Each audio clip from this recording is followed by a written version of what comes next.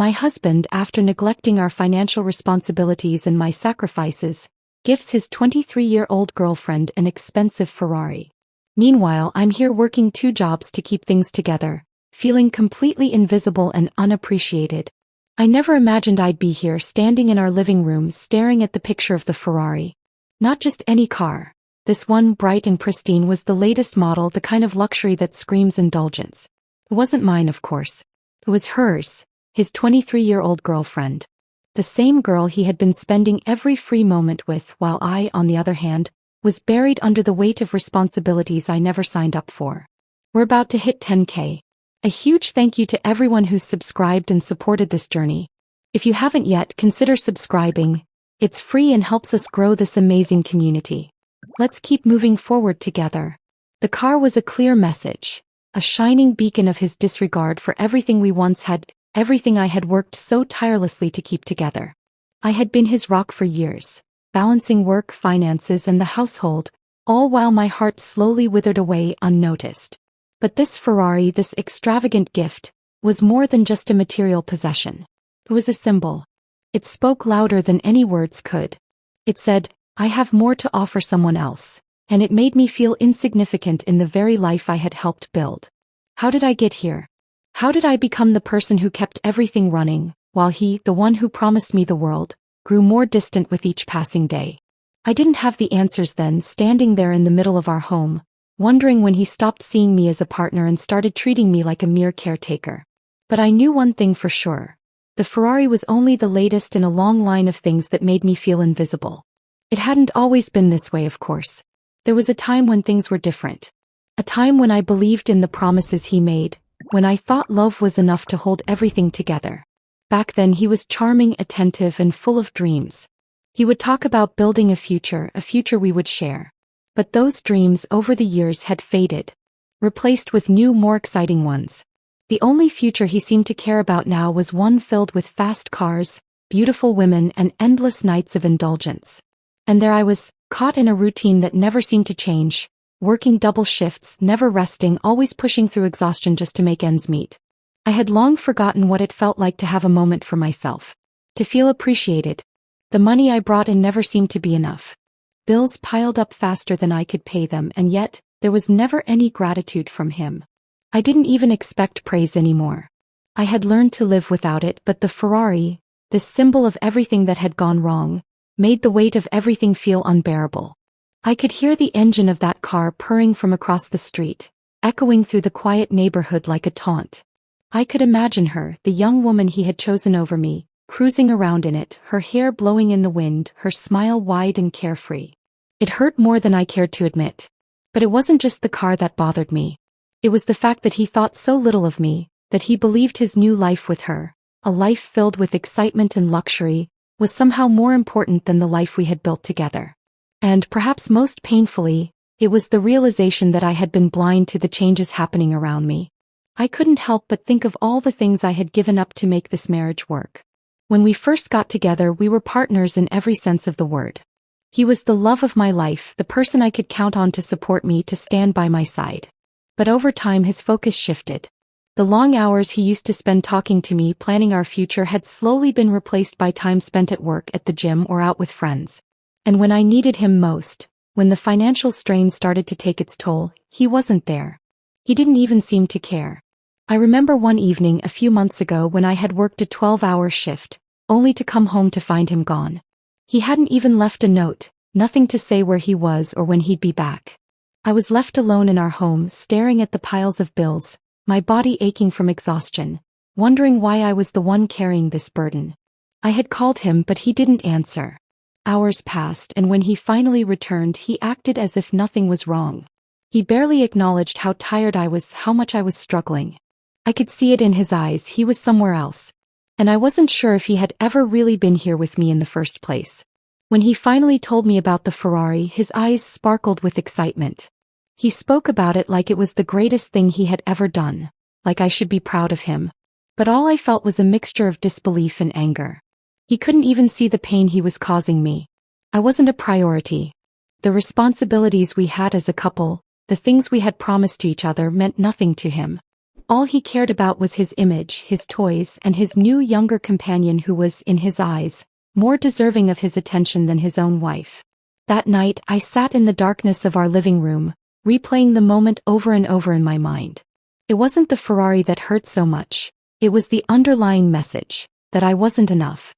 That all the sacrifices I had made, the long hours, the emotional toll meant nothing to him. And that realization more than anything else, was what cut the deepest. As the days passed, I found myself growing quieter. I no longer expressed my frustration or my sadness. Instead, I became numb. I stopped asking questions. I stopped waiting for him to notice me. There was no point. I had been invisible for so long that I was starting to believe that was my place in his life. The car was just the final straw in a marriage that had been unraveling for years. But that night, sitting alone in the house we had built together, I made a decision. It was a small decision, but it felt powerful. I wasn't going to stay in a marriage where I felt unseen, unappreciated, and unwanted. I was more than just a caretaker. I was more than just a provider. I was someone who deserved to be loved, who deserved to be seen. The Ferrari wasn't just a car. It was a wake-up call. And now I was finally ready to answer it. The days blurred into one another, each one marked by the same routines, the same grind, the same unacknowledged sacrifices. I woke up at 5 a.m. every day, the alarm clock buzzing loudly, a shrill reminder that the day ahead would be another marathon of exhaustion and stress. I didn't have the luxury of waking up slowly, of taking time to appreciate the warmth of my bed. My responsibilities were waiting as they always were, unforgiving and demanding. My husband, on the other hand, would still be sleeping soundly next to me, oblivious to the long hours I was about to put in just to keep our household afloat. I used to think that when we got married we were a team. I believed in the promise of partnership, where we would share the load, where we would support each other through thick and thin. But that idealistic vision of marriage had long since faded into the harsh reality of my life. Now it felt like I was the only one holding us up while he floated through life, oblivious to everything that weighed on me. He never saw it. The fatigue that clung to my bones like a second skin, the growing pile of bills that sat on the kitchen counter, untouched and forgotten. The responsibilities I had taken on without hesitation, duties that once belonged to both of us, were now mine alone. I was managing everything, the rent, the utilities, the food. I had no choice. The burden was mine, and he, lost in his world of luxury and indulgence, couldn't have cared less. It wasn't always this way. I remember when we were first married. We made plans together, talked about the future, and dreamed of what our life would be. We were partners working toward common goals. But those dreams faded over time, replaced by distractions and unspoken resentments. When we first bought this house, we worked together to decorate it, to make it a place we'd be proud of. Now it was just a place where I came home to, tired and worn out, to find him lounging on the couch or out with friends. He was never around when it mattered. I began to feel the weight of his neglect more and more. The long hours at work that left me physically drained, both jobs leaving me barely enough time to breathe, let alone spend any real time with him. When I did see him, he was often preoccupied with something else, his mind far away. At first, I tried to talk to him about it, to express my feelings of being overwhelmed, but it was always the same response. I'm busy, I'm tired, or worse, you're overreacting. And so, I stopped asking for help, stopped trying to make him understand. I knew he was struggling with his own challenges, but his challenges seemed so different from mine. While I was working to keep us afloat, he was playing the part of the successful businessman. His days spent in meetings, his nights out at the bar with friends. He was living a life that was full of social obligations and distractions, and I was left to pick up the pieces at home. I couldn't help but feel resentment bubbling inside me. Every day felt like I was sinking deeper into this cycle of silent sacrifice, while he waded through life without ever seeing the weight of my efforts. But it wasn't just the work that wore me down. It was the emotional toll of carrying everything while he, the person who promised to share this load with me, was absent both physically and emotionally. We were no longer a team. I was alone in this, trying to balance the books, trying to keep things from falling apart. I took on more and more, and he, too wrapped up in his own world, didn't even notice. I couldn't remember the last time he had really asked me how I was doing. He never seemed to care. I was no longer the person he turned to for support. He didn't see the long hours I put in or the exhaustion that weighed on me. To him, I had become just another part of the background, a fixture in the house who took care of the details, while he focused on his own needs and desires. The worst part of all of this was that I didn't know how to ask for help anymore. I had stopped asking for his attention, stopped hoping he would step up. I had become so accustomed to doing everything myself that it felt like asking for help would be a burden to him, an inconvenience. So I kept quiet. I kept pushing forward one day at a time, hoping that things would get better, that somehow he would notice.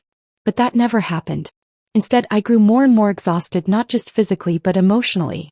It wasn't just the work that was taking its toll. The emotional strain of feeling unseen, unimportant, and unappreciated had begun to erode my spirit. I was starting to feel like I didn't matter anymore, like I was just a function in his life, fulfilling a role he expected me to play. His indifference, his lack of acknowledgement was more painful than the long hours at work. It was the quiet erosion of my self-worth. Every time I came home to an empty house or to find him lost in his phone or his own thoughts, I felt more invisible than the last time. There were days when I wanted to scream, to throw my hands up and say, I can't do this anymore. But I didn't. I couldn't. I had responsibilities, bills to pay, mouths to feed. So I kept quiet, kept going. Every day was a repeat of the last. Work, home, bills, responsibilities. There was no space for me to be anything other than the person who kept it all together. I couldn't remember the last time I did something for myself, the last time I took a moment to breathe, to just exist without the weight of everything on my shoulders. And yet, even though I was drowning, I never once asked him for help. I didn't know how to. I didn't feel like I had the right to. His neglect had made me feel so small, so unimportant, that I began to believe I didn't deserve anything more. I had become so accustomed to doing it all myself that asking for help felt impossible. But as I looked at the Ferrari sitting there in all its shiny glory, I realized something. I had been working so hard for so long, keeping everything together, and he had never once appreciated it. The Ferrari, the gift to his young girlfriend, was the symbol of everything I had been silently enduring. It wasn't just the car. It was the message. It was the confirmation that I had been invisible, that my sacrifices had meant nothing to him. And as painful as that realization was, it was also a wake-up call. I couldn't keep going like this. I couldn't keep sacrificing myself and my happiness while he lived a life of luxury and ease. Something had to change. I couldn't take my eyes off the Ferrari. It sat there, gleaming in the driveway, a symbol of everything that had been broken between us. The car wasn't just a car. It was a slap in the face. It was a reminder of all the things I had quietly endured, of all the sacrifices I had made, and how none of it seemed to matter anymore. As I stood there, I tried to process what was happening, but nothing made sense. How could he have done this? How could he have thought that gifting a Ferrari to a girl who had barely even been in his life for a fraction of the time we had spent together was a good idea? I had spent years of my life working double shifts, taking on responsibilities that should have been shared, and now here he was, lavishing attention and luxury on someone else. It was a harsh truth I had been avoiding for too long, but the car made it impossible to ignore. I couldn't help but feel like a fool. Every day I pushed myself to exhaustion, thinking that my hard work would eventually be appreciated. I thought that the love we had built together, the life we had created, would be enough to weather any storm. But here I was, standing in front of a symbol of betrayal. While I worked tirelessly to keep our lives on track, he was out buying her a life of indulgence and luxury. He was offering her things I had never even received. I had never once asked for such a gift, but the fact that he could even think to buy something so extravagant for someone who had no part in our struggles made me question everything about our relationship.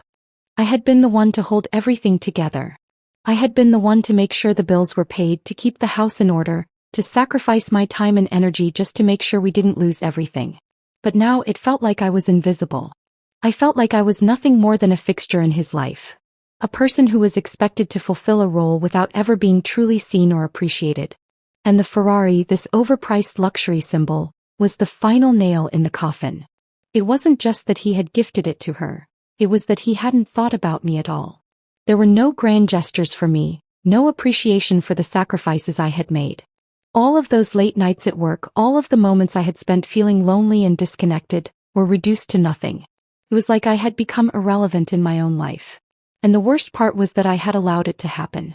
I had let myself slip into the background, silently fulfilling my role as caretaker, provider, and partner, without ever demanding what I deserved in return. I had been so caught up in making sure everything ran smoothly that I had forgotten to take care of myself. But now as I stood there staring at the Ferrari, I realized something profound. I had been giving so much of myself, expecting nothing in return, and in doing so, I had lost sight of who I was. I had let myself be consumed by the needs of others while neglecting my own. I had sacrificed my happiness, my identity, and my peace of mind, all for the sake of a relationship that was no longer mutual. His gift to her wasn't just a material possession. It was a declaration. It was a statement of where his priorities lay. And that statement was loud and clear. He didn't value me the way he used to. He didn't see me as someone worthy of the love, affection, and attention I had once received. He had chosen her, and it wasn't just about the Ferrari. It was about the fact that he could no longer see the value in what we had built. I felt a wave of anger rise up inside me, but it wasn't the kind of anger I was used to. This wasn't the angry outbursts of frustration I had become accustomed to in our relationship. This was something deeper. Something rooted in disappointment and betrayal. How had we gone from being partners to this? How had we gone from dreaming together to living in a reality where I was nothing more than a caretaker, and he was a man caught up in his own desires and distractions? I thought about everything I had done to keep our lives together. I thought about the days I had spent worrying about finances, trying to make sure that the bills were paid, the house was kept, and the children were cared for. I thought about the sleepless nights, the missed family events, the weekends spent working while he took off for spontaneous getaways. I had spent years of my life giving without ever asking for anything in return. And now here I was standing alone, staring at the evidence of my own self-sacrifice. I walked slowly to the car, my fingers lightly grazing the cool surface of the Ferrari. It felt cold, impersonal, like everything else in this life he had built without me. The car had been given to her, but it wasn't just her I was angry with. It was him. He had chosen to invest in someone who hadn't been there for the long haul, someone who hadn't seen the dark days, someone who hadn't sacrificed and struggled. I had been there for him through everything. And yet, it was her who was now receiving the rewards of his neglect, his fleeting affection, and his indulgence. A voice in my head told me I should walk away, that I should stop wasting my time on a man who could so easily overlook everything I had done for him. I had given so much, and I had been given nothing in return, except this car. The Ferrari wasn't just a symbol of luxury. It was a symbol of the unequal exchange we had been caught in. And now I couldn't ignore the truth any longer. I had become invisible in my own life. My worth had been measured by what I could give, by how much I could carry on my own shoulders, without ever being asked how I was doing. My efforts had gone unnoticed, and now I was left standing in front of a car, a gift that was meant for someone else. Someone who wasn't burdened by the responsibilities I had shouldered for so long. I took a deep breath and turned away from the car. It was time to face the reality of what had happened to us. I had lost myself in this marriage, in this life. But I was tired of feeling invisible. I was tired of giving everything and receiving nothing. It was time for me to take control, to stop sacrificing myself for someone who no longer saw my value. The Ferrari was just a car, but to me it represented so much more. It was the final wake-up call, the moment when I realized that I needed to change. I couldn't keep living like this. And as I walked back toward the house, a sense of determination settled over me. I was done being invisible. It was time to reclaim my worth. As I walked away from the Ferrari, feeling the weight of everything shift within me, my thoughts began to flood with memories. The past seemed to rise up like a tide, and in its waves I could see a different time. A time before everything felt broken, before the hollow emptiness between us became a part of our daily routine. I thought back to the days when we were young and hopeful, when our love had felt fresh, full of promise, and brimming with joy. There was a time when we had dreams we shared together. We talked for hours about our future, about the life we would build and the family we would have. I remember laughing with him about silly things, sitting close together on the couch talking about our favorite books, our plans to travel, to explore the world. Back then everything felt light and exciting.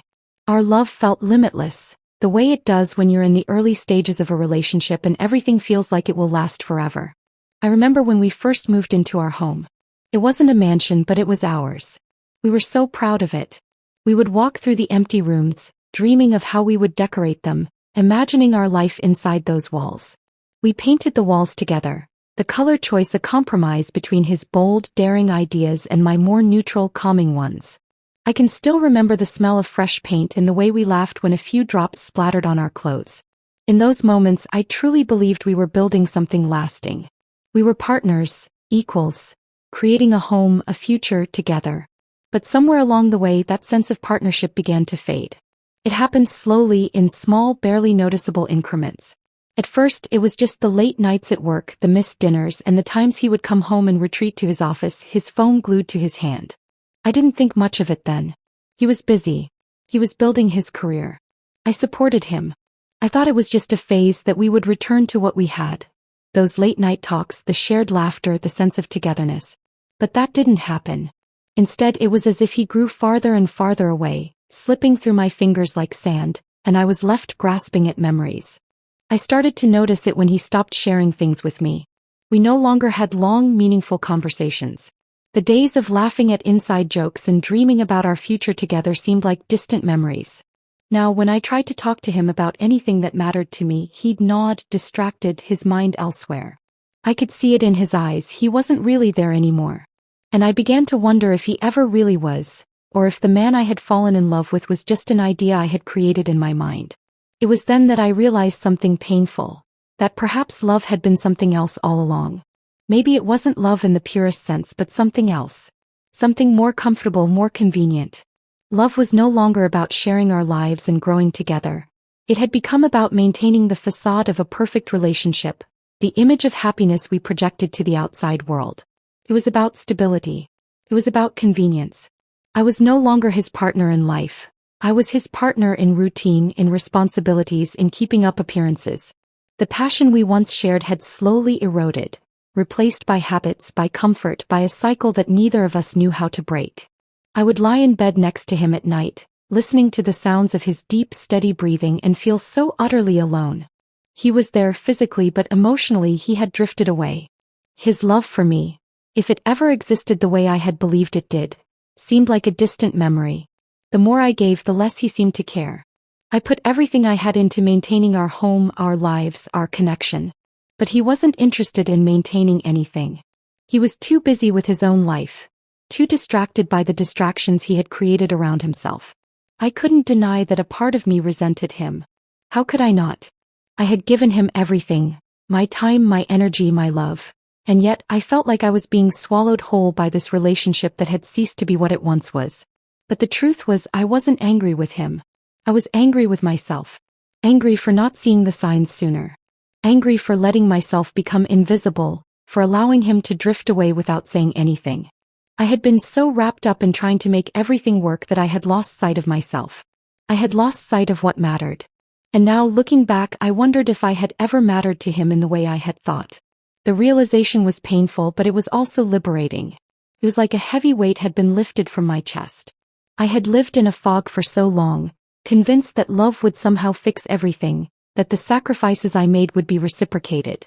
But love, as it turns out, isn't always enough. Sometimes it's not love that sustains a relationship. It's respect, attention, and understanding. It's about both people making the effort to nurture something real. I had given my all, but he had taken it for granted.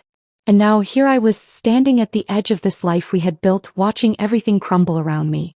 The Ferrari, the lavish gift for his young girlfriend, was just the latest evidence that I had been living in a dream world. The truth was that I had been blind to the cracks in our marriage for far too long.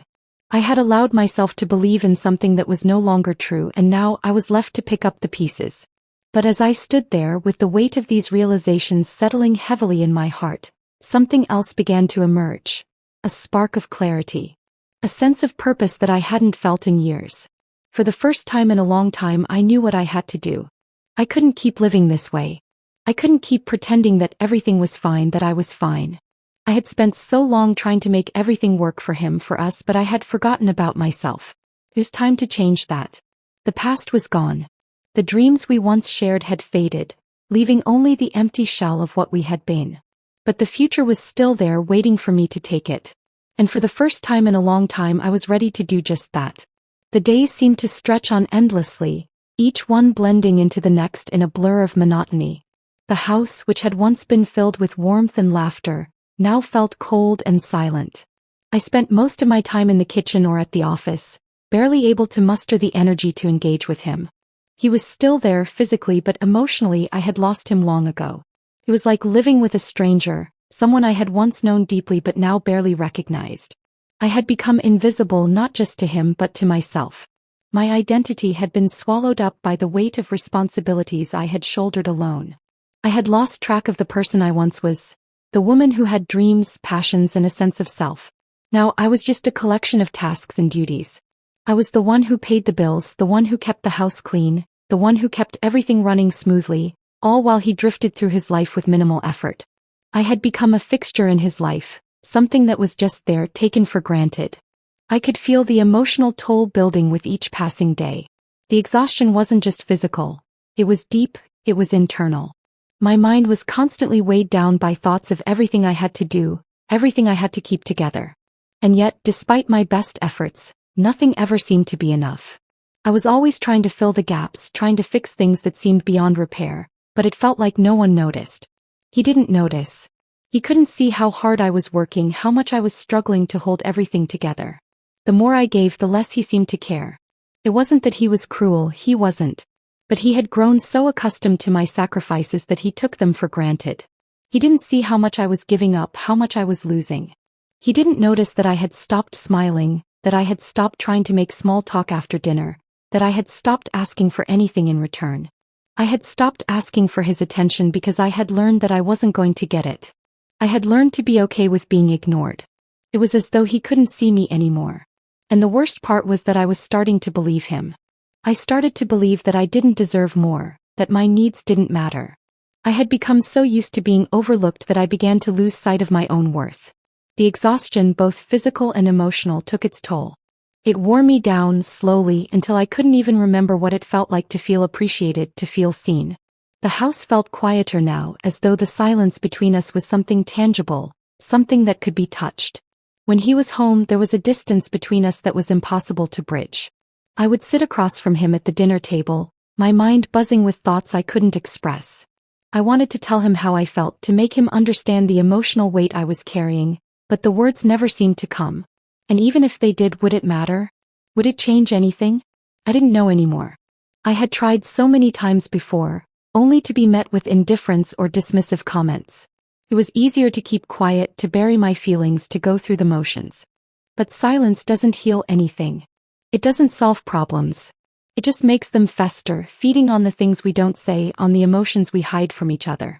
The silence between us had become a wall, one that was growing taller with each day, blocking out any chance of real connection. And with that wall came a profound loneliness, a loneliness that I could feel even when he was sitting right next to me. The emotional toll of living like this was becoming unbearable. I couldn't keep pretending that everything was fine when it wasn't. I couldn't keep up the facade of a happy marriage when I was drowning on the inside. I wanted to scream, to throw everything I had built up inside me out into the open. But I was scared. I was scared of what would happen if I did. What would he say? Would he understand? Would it even matter? Part of me felt like I had already given up, like there was no point in trying anymore. It felt like I had been fighting a battle that was already lost. But then there were moments, fleeting moments, when the fog would lift and I could see clearly. I could see the woman I had once been. The woman who was strong, who had dreams and aspirations, who had believed in herself. I could still remember the fire inside me, the passion I once had for life. But those moments were rare and they never lasted long. They would fade away just as quickly as they came, leaving me back in the shadows, invisible once again. And then the Ferrari happened. The car wasn't just a gift. It was a symbol. It was a sharp reminder of everything that had gone wrong. He had taken her, the young woman he had been spending time with, on a ride in his new luxury car, while I was left to pick up the pieces of our life. I had given everything for this marriage and he had given her a car. It wasn't just about the car. It was about what it represented. The fact that she was the one he was investing in now, that she was the one who mattered while I was just a shadow in the background, silently doing everything to keep our life running. The car was the final blow, the moment when I realized I couldn't keep pretending any longer. That night, after I saw the Ferrari, I sat alone in our living room, staring at the walls, feeling the weight of my exhaustion pressing down on me. I felt like I was suffocating. I had given so much and yet here I was, still invisible, still unappreciated. I couldn't keep living like this.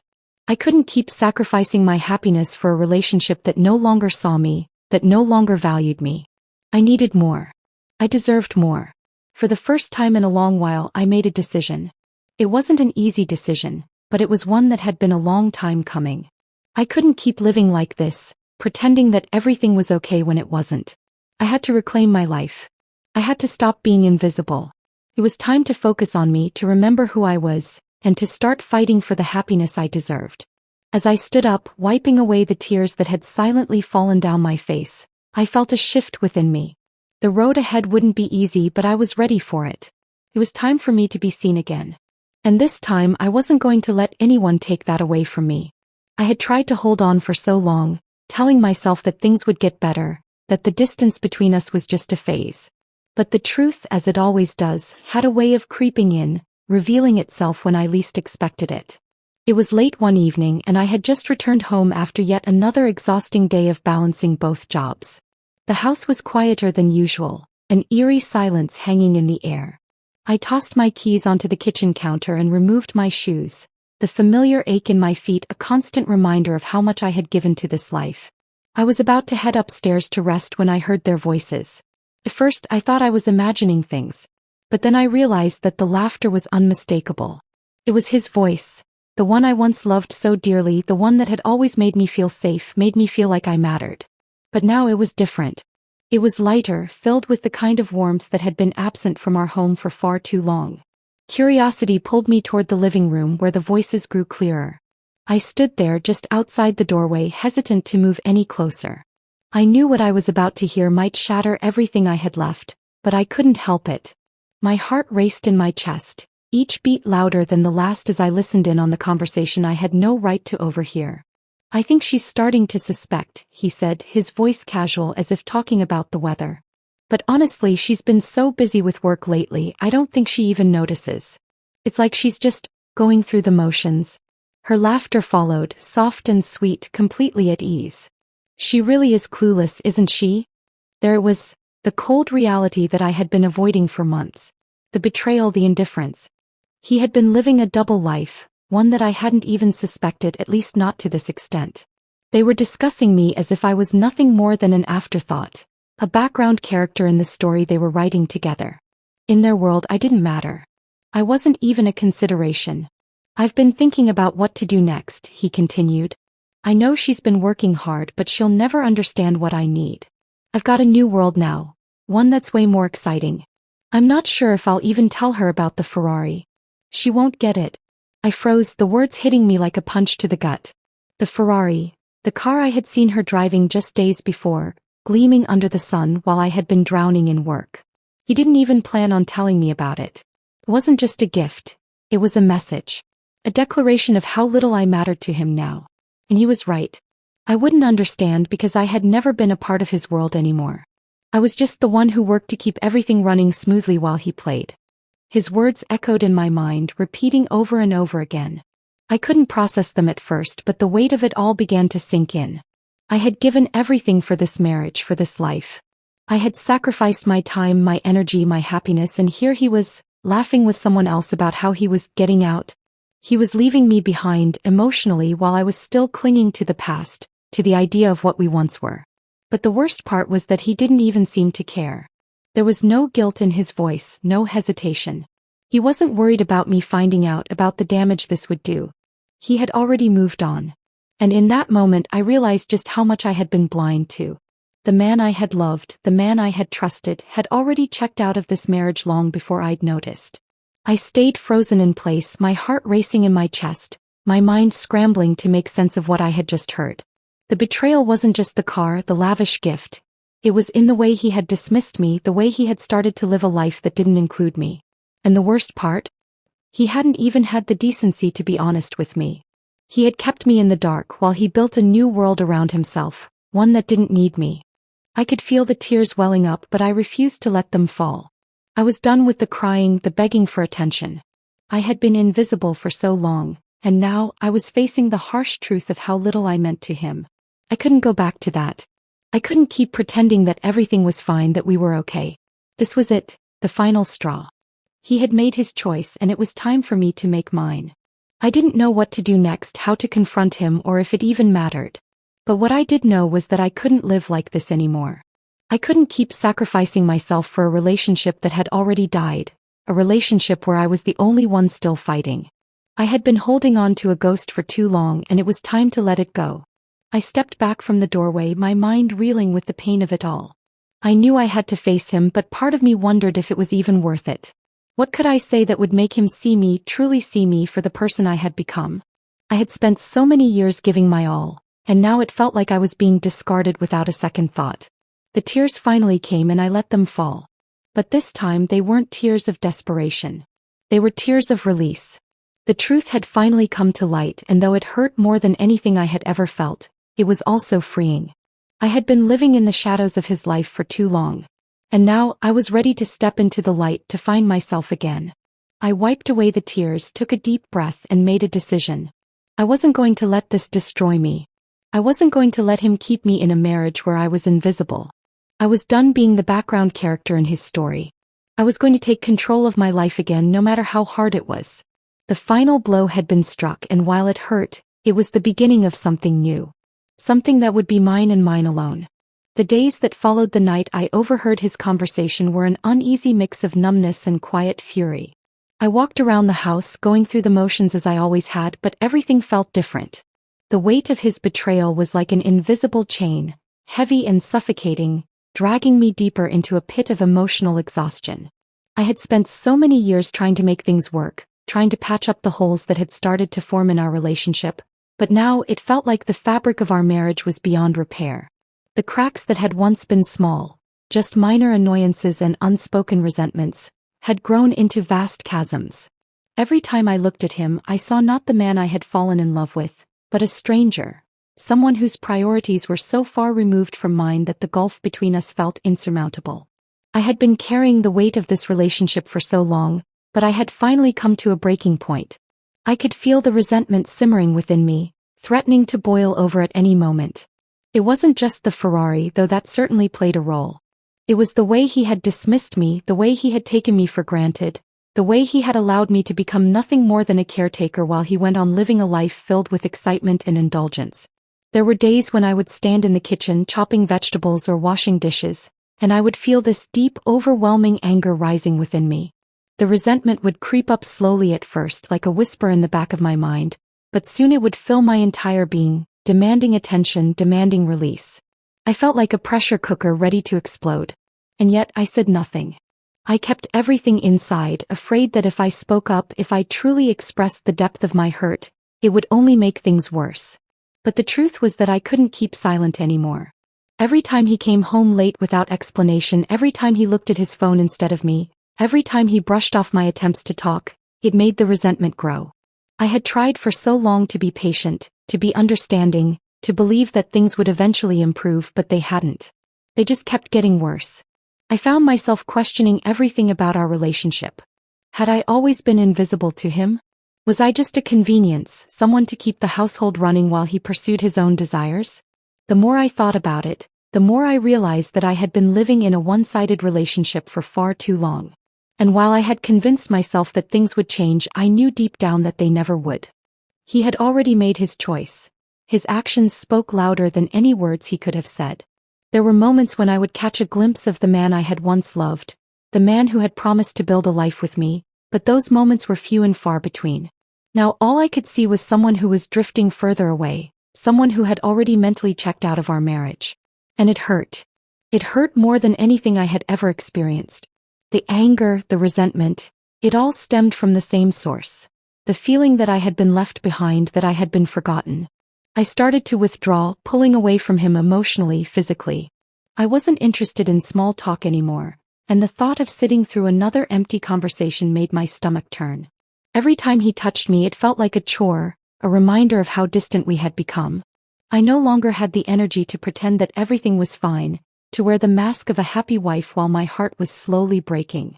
The resentment built, day by day, until I couldn't stand the thought of spending another night in the same bed with him.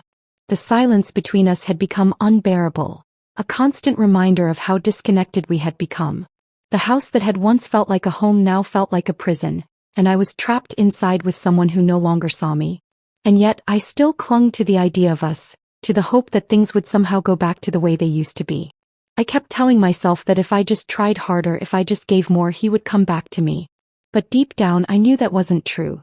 I knew that the person I had once loved was no longer the man sitting across from me at the dinner table. He had changed and I had changed, and we had both become strangers to each other. It was during one of those silent dinners, when the tension in the room was almost unbearable, that I finally snapped. I couldn't keep pretending any longer. I couldn't keep allowing him to act like everything was fine while I was drowning in my own pain. My voice, barely above a whisper at first, cracked through the silence. "Do you even see me anymore?" I asked, the words hanging in the air like a challenge. He looked up from his plate, confused, as if the question hadn't even occurred to him. "What do you mean?" I said, my voice trembling with emotion. "Do you even notice how much I've given, how much I've sacrificed? Do you even care anymore?" He opened his mouth to respond, but no words came. I could see the confusion in his eyes, but it wasn't the confusion of someone who cared. It was the confusion of someone who had long since stopped paying attention, who had stopped trying to understand. And that, right there, was the final blow. The realization that he didn't care. He didn't even see me, not really. I was nothing more than a function in his life, a person who took care of the things he couldn't be bothered with. And that truth, as painful as it was the one that set me free.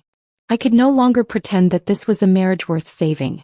The resentment that had been building inside me for so long finally reached its breaking point. I couldn't keep living in this emotional wasteland, trying to extract love from a place that was completely barren. It was time for me to stop fighting for a relationship that no longer existed. I had to take my own power back. And though the thought of leaving him terrified me, it also filled me with a sense of clarity. I wasn't invisible anymore. I wasn't going to let myself be forgotten. I stood up from the table, my heart pounding in my chest, and walked away from the man I had once loved. The cracks had appeared and they were too wide to ignore. The time for pretending was over. I stood in the hallway staring at the door that led to our bedroom. The house was silent, as if holding its breath, waiting for something to change. I had never felt so alone, even though I wasn't physically alone in this space. The walls, once filled with shared laughter and love, now felt like a prison. The air seemed heavy with the unspoken truth that had been simmering beneath the surface for far too long. I could no longer ignore the weight of the betrayal, the neglect, the resentment. I had tried to hold on. I had tried to keep the threads of our marriage together, to fix things that felt irreparably broken. I had sacrificed so much of myself, convinced that love would be enough, that with time things would get better. But they hadn't. They had only gotten worse. My heart, once full of hope and dedication, now felt hollow, drained of everything I had given. And the man I had once called my partner was no longer the man I loved.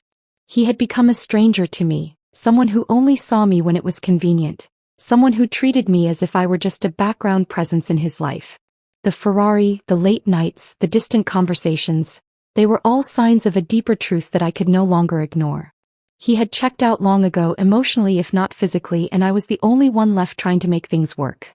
The resentment had built up so much over the years, like a slowly rising tide, and now it was at its breaking point. It had taken me too long to realize that I couldn't keep fighting for a relationship that no longer existed, but now that I had seen the truth, I couldn't unsee it. I couldn't keep living in a lie. For the first time in a long time, I looked at myself in the mirror. The woman staring back at me wasn't the woman I had been months ago. She wasn't the woman who had been content to sacrifice everything for the man she loved. No, this woman was different. She was tired, but she was also strong. Her eyes, though weary, were filled with determination. The truth had finally clicked into place. I deserved more. I deserved to be seen, to be valued, to be loved.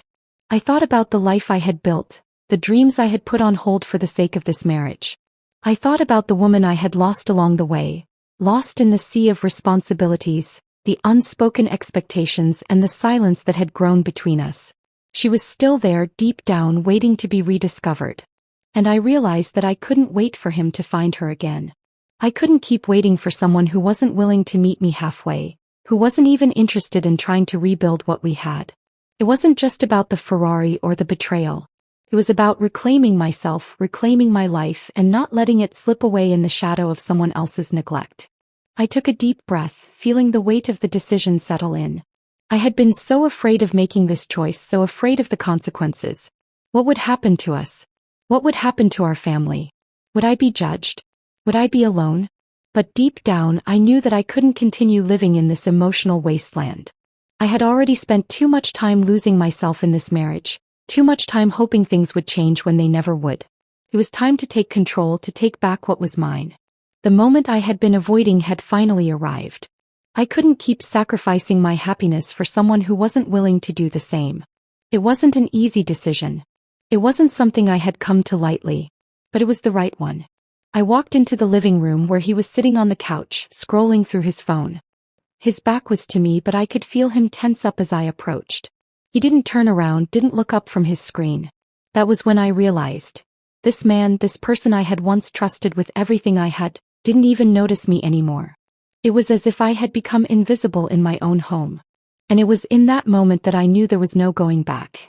"I think we need to talk," I said, my voice steady even though my heart was racing. He glanced over his shoulder, but the disinterest in his eyes was unmistakable.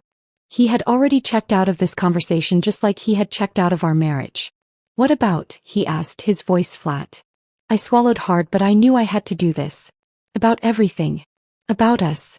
About what's been happening." He put his phone down, but the way he sat, slumped and disinterested, told me everything I needed to know. He wasn't engaged. He wasn't really there. And that, more than anything, broke me. The realization that he wasn't even willing to listen, to acknowledge the pain I had been feeling, cut deeper than anything else. I had spent so much time fighting for this marriage, hoping that he would see me, hoping that he would care. But he didn't. "I can't keep doing this," I said quietly, my voice steady despite the storm inside me. I've tried so hard to make this work. But it's not working anymore. I can't keep pretending that everything's fine when it isn't. I can't keep sacrificing myself for a relationship that you've already abandoned." His expression shifted, but it wasn't the expression I was hoping for. There was no apology in his eyes, no regret. Only confusion. "What are you talking about?" "We're fine. Nothing's changed. Nothing's changed." I repeated, incredulous. "Everything's changed. You've changed. We've changed. And I've been the only one trying to hold this together. I can't keep living like this. I deserve more than this. I deserve someone who sees me, someone who appreciates me not just as a wife but as a person. And you haven't been that for a long time." He opened his mouth to speak, but I didn't give him the chance. I had already made up my mind. I had already let go of the illusion that things would ever be the same. I had already come to terms with the fact that the love we once had was gone. And in that moment I knew that I had to let go too. "I'm done," I said, my voice barely a whisper. "I can't keep doing this anymore. I'm leaving." I turned and walked away before he could say anything else. I didn't need to hear him try to explain or make excuses. It was over. I was done. And for the first time in years I felt a weight lift off my shoulders. It wasn't the end I had hoped for, but it was the end I needed. I had made my decision. I was taking back my life. And no matter how difficult it would be, I knew it was the right one. The journey ahead wouldn't be easy, but I was ready for it. Ready to rediscover who I was, ready to reclaim my worth, and ready to finally live for myself. I stood outside the house, the cool air wrapping around me like a blanket, offering a strange sense of comfort. My feet were firmly planted on the ground, but my mind was racing. The decision I had just made, leaving him, leaving everything we had known together, was not something I had ever imagined myself doing. Yet here I was, standing on the precipice of a new beginning, uncertain of what lay ahead but certain of one thing. I couldn't go back. For the first time in years I felt like I could breathe. The weight that had been pressing down on me for so long had lifted. And although the future seemed unclear, there was a quiet peace in knowing that I had finally taken control of my life. I wasn't just leaving a marriage. I was leaving behind the person I had become while trying to please someone who no longer saw me. I was leaving behind the invisible woman, the one who had been consumed by the needs of others, by responsibilities, by a relationship that had lost its way. The days that followed were a blur. There was a mix of emotions, relief, fear, and even guilt. I knew that leaving would cause pain, but I also knew that it was the only way for me to heal. I couldn't keep sacrificing myself for a man who didn't even care enough to see what I was going through. The more I thought about it, the more I realized how much I had neglected myself in this relationship. I had spent so much time focusing on what he needed, what our life needed, that I had completely forgotten to nurture the parts of me that made me who I was.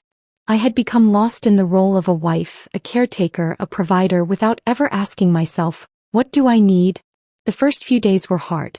I stayed with a close friend for a while, a temporary escape from the silence of my old life. It was strange to be in a different space, away from the place that had once felt like home. But being in that space with someone who listened, who understood the pain of a broken heart, helped me begin the healing process. I started to recognize the pieces of myself that had been buried for so long, pieces I had almost forgotten existed. I took long walks, allowing myself to just be, to think, to breathe. The city, with its noise and bustle, felt like a world I was just beginning to rediscover. I wasn't defined by my past anymore. I wasn't just someone's wife. I was me, an individual with hopes, dreams, and desires. I remembered the things I used to enjoy before life had consumed me. Writing, painting, traveling, connecting with old friends. There was a part of me that had always been there, waiting for the chance to be free again. And now, with that space, I could feel the woman I had been slowly re-emerging.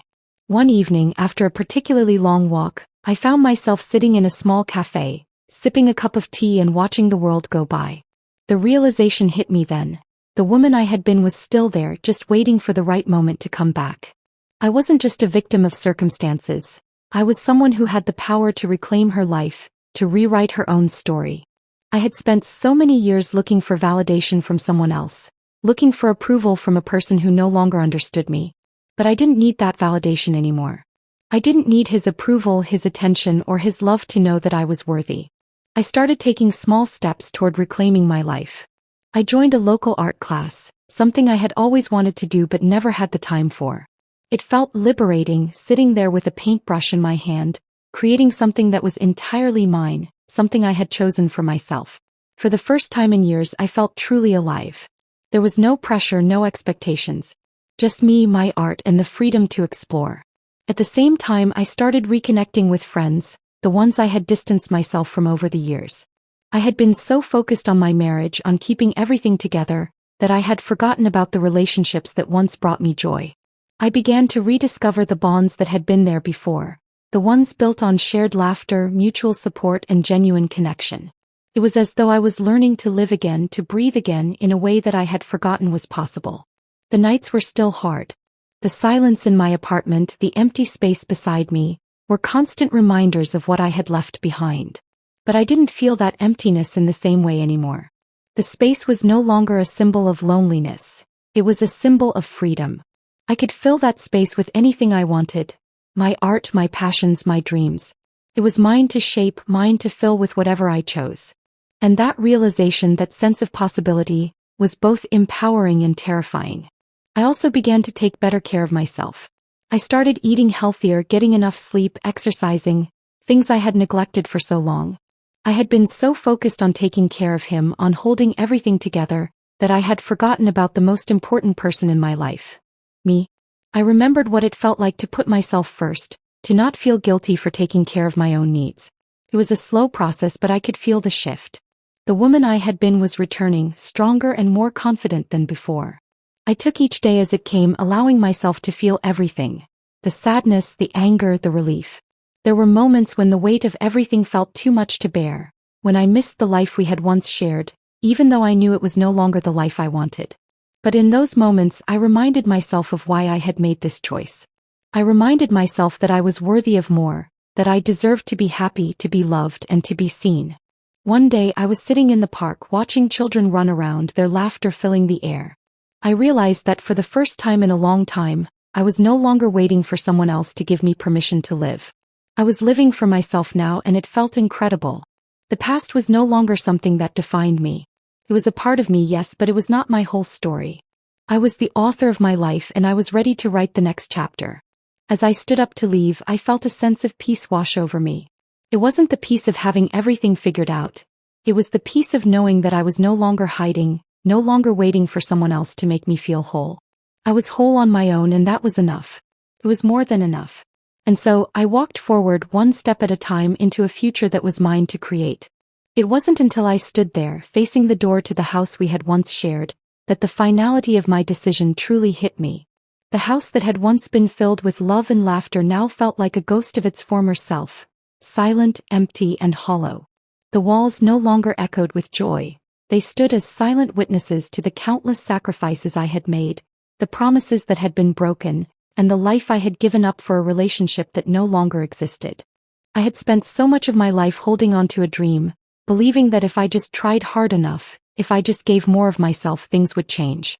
But I had reached the point where I realized that the only thing I had been changing was myself, into someone I no longer recognized. The woman I had been, full of hope and passion, had been buried under years of neglect, emotional exhaustion, and unmet expectations. It had taken me so long to recognize this truth, but now that I couldn't ignore it any longer. The decision to leave wasn't easy, but it was necessary. It was a painful, gut-wrenching choice that I had spent countless nights wrestling with. I had loved him with everything I had, but love, as I had learned, isn't always enough. It wasn't enough to heal the wounds of a relationship where only one person was doing the work. It wasn't enough to fix a marriage where the connection had faded, where the distance between us had grown too wide to bridge. It wasn't enough to heal the parts of me that had been lost along the way. As I took one last look at the house, memories flooded back. Memories of the early days when everything had felt perfect. The excitement of starting a life together, the dreams we had shared, the love we had built. But somewhere along the way, those dreams had been replaced by silence. The connection had dulled, the spark had faded, and the love had turned into something else. Something I couldn't even recognize anymore. I had held on to the hope that we could revive it, but I had been holding on to something that was already gone. I turned away from the house and walked down the driveway. Each step felt like a weight being lifted from my shoulders, a step away from the life I had been living and a step toward something unknown, something that held the promise of freedom. For the first time in a long time, I felt a sense of clarity, a sense of purpose that had been lost in the years of uncertainty. I didn't know what the future held, but I knew that I was ready to face it. I was no longer going to allow myself to be defined by a relationship that had taken so much from me. I was going to reclaim my life, my happiness, and my sense of self. The decision to leave wasn't just about leaving him. It was about leaving the parts of myself that I had lost along the way. It was about shedding the layers of guilt, shame, and self-doubt that had built up over the years. It was about rediscovering who I was, what I wanted, and what I deserved. And it was about finding the strength to walk away from a life that no longer served me, no longer honored the woman I had become. I wasn't sure what the future held, but for the first time in years, I felt a spark of excitement. There were so many things I had put on hold for the sake of this marriage. Dreams, passions, aspirations, that I had almost forgotten what it felt like to live for myself. But now, standing at the edge of this new chapter, I was ready to start again. I was ready to build a life that was mine and mine alone. A life where I could finally be the person I had always wanted to be, without the weight of someone else's neglect holding me back. The road ahead would not be easy. There would be moments of doubt, moments of fear, and moments of loneliness. But I knew deep down that I was strong enough to handle whatever came my way. I had learned the hard way that my happiness didn't depend on anyone else. It depended on me. I had spent too long waiting for someone else to make me feel worthy, to make me feel loved. But now I knew that I was the only one who could give that to myself. I was the only one who could make my own happiness a priority. As I walked further down the road, I felt a sense of peace settling in. It was a peace that came from knowing I had made the right choice, that I had taken control of my life and my future. It was a peace that came from letting go of the past and embracing the unknown. It wasn't easy to let go of the life I had known, the dreams I had once shared with him, but I knew it was time. The past no longer had a hold on me. It was time to move forward. And so, with each step, I left behind the life I had spent so many years building, the life that had drained me, the life that had stolen pieces of who I was. But I also left behind the woman who had been lost, the woman who had been invisible. I left behind the woman who had forgotten her worth. And in her place, I stepped into the woman I was meant to be. The woman who was finally free to live for herself, to pursue her dreams, and to be the person she had always deserved to be. I didn't know what the future held, but for the first time I was excited to find out. I had the freedom to create the life I wanted. And that, more than anything, was worth everything. I found my husband's secret family when his cousin called me Mom. The grinding of my pepper mill stopped mid-twist as Sarah's words hung in the air. "Could you pass the salt, Mom?" The casual request, spoken with such natural ease, caused my world to tilt on its axis. The salt shaker slipped from my fingers, shattering against our pristine kitchen tiles, a fitting metaphor for my life in that moment. I'd been married to James Morton for 15 years. 15 years of carefully planned dinner parties, coordinated schedules, and what I thought was a perfect, if childless, marriage. Sarah was supposed to be James's cousin from Seattle, visiting for the week while her parents were traveling abroad. Now, staring at her face, really looking at it for the first time, I saw what I'd been blind to before. James's distinctive green eyes, his particular way of furrowing his brow when distressed, even the same nervous habit of drumming fingers against any available surface. "I'm so sorry," Sarah whispered, her 17-year-old face crumpling with guilt. "I thought you knew. Dad said you understood about everything, about Mom and me, about the arrangement." The word arrangement echoed in my mind like a gunshot. I'm an investment banker by trade, taught to analyze situations dispassionately, to see patterns in chaos. As I stood there, surrounded by scattered salt crystals, my mind began connecting dots I'd previously ignored. James's regular business trips to Seattle, his resistance to having children of our own. "The timing isn't right, Rebecca." The careful way he kept his Seattle contacts separate from our Portland life. "Sit down, Sarah," I said, my voice surprisingly steady. "I'll make us some tea." My hands didn't shake as I filled the kettle, though inside I felt like I was standing on the edge of an abyss. "Tell me about your mother." Over the next hour I learned about Catherine Wells, the woman who shared my husband but not my ignorance. She was James's college sweetheart, his business partner, and the mother of his only child.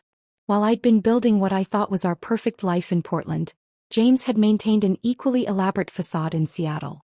Sarah had grown up believing both arrangements were consensual, a modern solution to a complex relationship. I called James's office as Sarah's tears dried on her cheeks. "Linda, it's Rebecca Morton. Could you have James come home for lunch? It's important." His secretary's cheerful agreement reminded me how many people had been adjacent to this deception, knowingly or not. James's face when he walked through our door told me everything. He took one look at Sarah and me sitting at the kitchen table and blanched. "Rebecca," he started, using the same soothing tone he'd employed countless times to explain late nights and missed anniversaries. "Sit down, James," I cut him off, gesturing to the empty chair between us. "Sarah and I have been having the most interesting conversation about family." What followed was 3 hours of revelations that dismantled 15 years of marriage. James talked, explaining himself in increasingly desperate terms. He loved both Catherine and me. He hadn't meant to maintain the deception for so long. He'd planned to tell me so many times. Each explanation made the hole inside me grow larger. Sarah left that evening with tears in her eyes and apologies on her lips. I assured her none of this was her fault, and meant it. James retreated to the guest room, his attempts at explanation finally exhausted. I sat in my home office, opened my laptop and began to work. As an investment banker specializing in forensic accounting, I had resources and skills James had never fully appreciated. Our joint accounts held millions, carefully managed over years of what I'd thought was partnership. Now with new clarity I began to trace the money flow.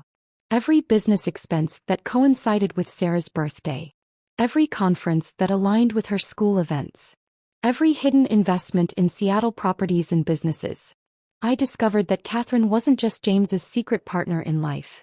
She was his business partner in a series of ventures he'd hidden from both our company's board, and the SEC money from our joint accounts had funded these ventures, carefully concealed through a maze of shell companies and creative accounting.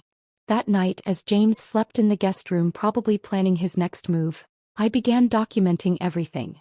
Each lie, each misappropriated dollar, each manipulated business expense became another piece of ammunition in my growing arsenal. My husband had spent 17 years building an elaborate house of cards, maintaining 2 lives with the precision of a master architect. I would spend the next 6 months planning its demolition. The beauty of revenge, I was learning, isn't in the dramatic confrontation or the immediate satisfaction of emotional outburst. True revenge requires patience, planning, and the ability to see 3 moves ahead. James had played our marriage like a chess game. Now it was my turn to demonstrate just how thoroughly he'd underestimated his opponent. I closed my laptop at dawn, a plan already forming. James had built his double life on lies and financial manipulation. I would destroy it the same way, not with screaming or scandal but with spreadsheets and securities law. After all, I hadn't spent 15 years as one of Portland's top investment bankers without learning how to dismantle a financial empire. And as I watched the sunrise paint our bedroom walls gold, I allowed myself a small smile. James always said I was too methodical, too controlled. He was about to learn the value of those traits the hard way. Over the next 3 months I became a ghost in my own life. James moved back into our bedroom after a week of apologies and promises of transparency, and I let him believe his charm was working its usual magic. During the day I played the role of the hurt but healing wife. At night, while he slept, I excavated the ruins of our marriage with forensic precision. My first discovery came through property records. Catherine Wells didn't just share James's bed in Seattle. She shared ownership of 3 commercial properties with him through a maze of LLCs. Properties purchased with money that could be traced back to our joint accounts, laundered through a series of sophisticated transactions that James probably thought were untraceable. "I'm thinking of taking some time off," I mentioned casually over dinner one evening. "Maybe do some consulting work from home." James encouraged the idea, probably relieved that I was too fragile to maintain my usual office hours. He didn't realize that my new home office had become command central for his undoing. The pattern of James's deception emerged like a photograph in developing fluid. Every business trip to Seattle followed a predictable rhythm. Board meetings that coincidentally aligned with Sarah's school events, business dinners that matched Catherine's birthday celebrations, conferences that mysteriously corresponded with family milestones.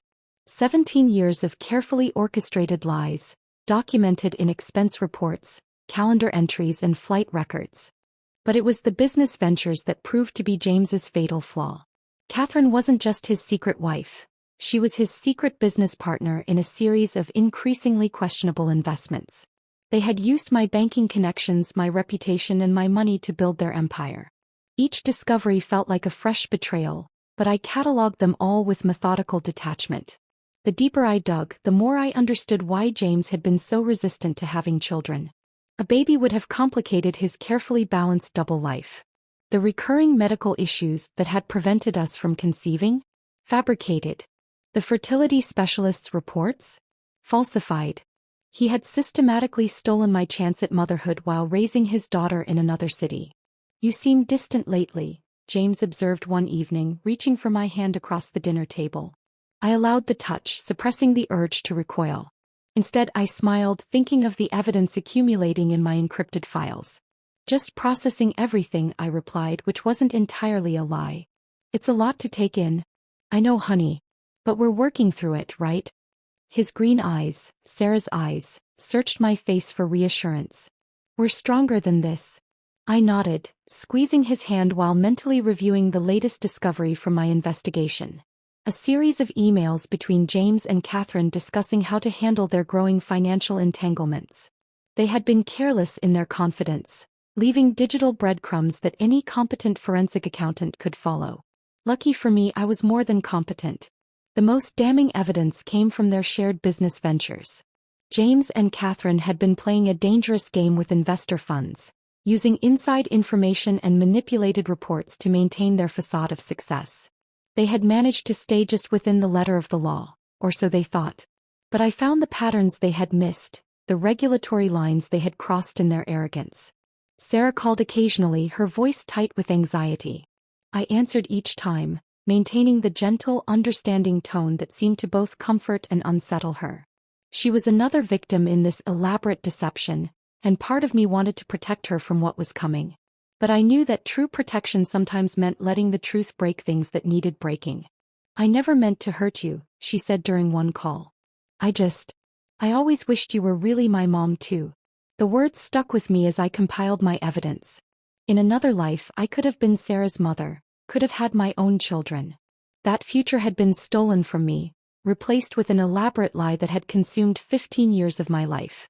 By month 5, my investigation was complete. I had assembled an airtight case documenting every aspect of James and Catherine's deception.